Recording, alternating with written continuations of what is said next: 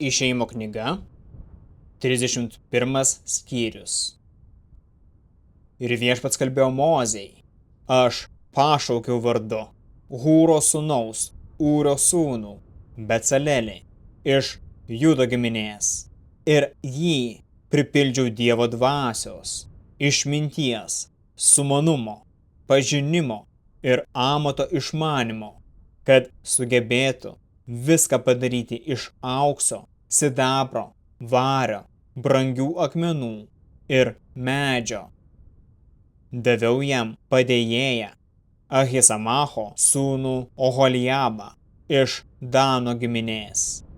Kiekvienam daviau išmintį padaryti viską, apie ką tau kalbėjau.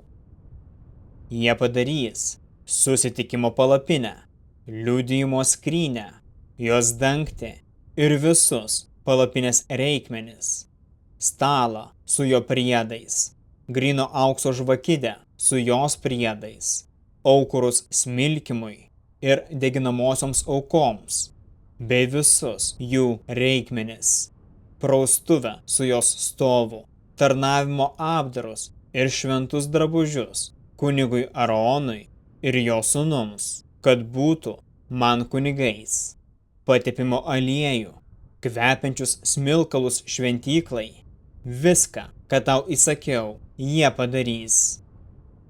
Viešpats toliau kalbėjo Mozei, kalbėk izraelitams, privalote laikytis šabo, nes tai yra ženklas tarp manęs ir jūsų, kartų kartoms, kad žinotumėte, jog aš esu Viešpats, kuris jus pašventinu. Laikykitės šabo, nes jis šventas. Kas jį suterš, turi mirti. Kas dirbs tą dieną, bus išnaikintas iš savo tautos. 6 dienas dirbsite, o 7. diena yra šabas, poilsis pašvęstas Viešpačiui.